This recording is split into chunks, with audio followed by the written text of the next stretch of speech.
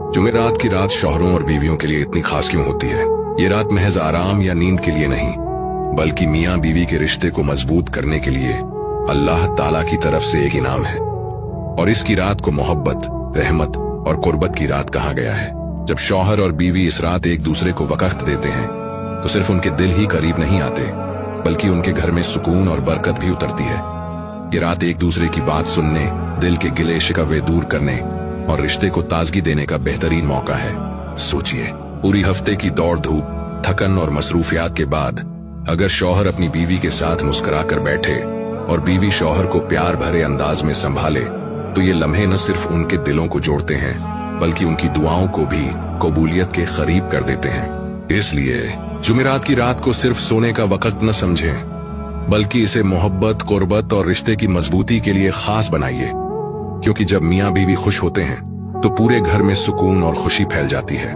कि ये खामोशी सिर्फ खालीपन नहीं, बल्कि एक बहुत ही पेचीदा नफ्सियाती हालत है जो अक्सर बचपन के तजुर्बात से जुड़ी होती है। तो पहली बात ये कि इस खामोशी को कमजोरी समझना एक बहुत बड़ी गलती है।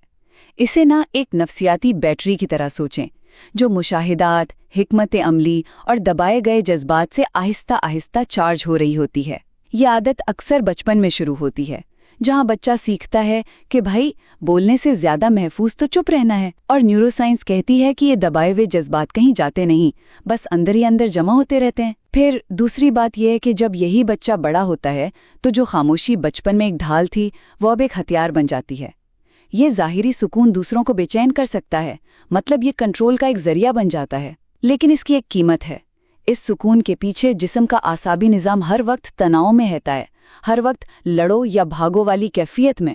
और आखिर में सबसे अहम बात, हमारा मुआशरा अक्सर ऐसे शख्स की तारीफ करता है जो जज्बात नहीं दिखाता। उसे मजबूत या पुख्ता समझा जाता है, जिससे ये रवैया और पक्का हो जाता है। मगर जब अंदर का दबाव हद से बढ़ जाता है तो वो अचानक फट सकता है, और ये रद्द-ए-अमल बहुत शदीद होता है।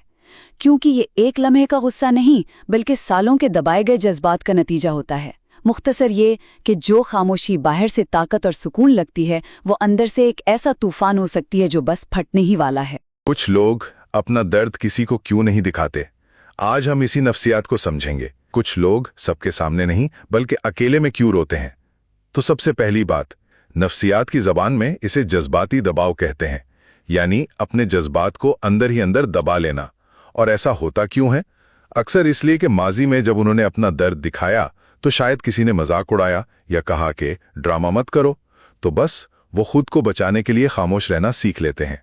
दूसरी बात ये कि इस खामोशी के पीछे ना बहुत ज्यादा ताकत छुपी होती है। पता है, जो लोग चुपचाप रोते हैं वो अक्सर सबसे ज्यादा मजबूत होते हैं।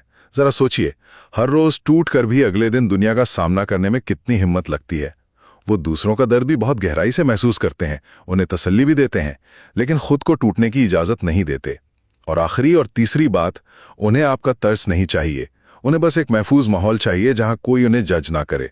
उन्हें बस कोई ऐसा चाहिए जो उनका दर्द ठीक करने की कोशिश ना करे, बल्कि बस चुपचाप उनके साथ बैठ जाए, जो उन्हें याद दिलाए कि भाई आंसू बहाना कमजोरी नहीं, बल्कि एहसासात को बाहर निकालने का एक जरूरी तरीका है।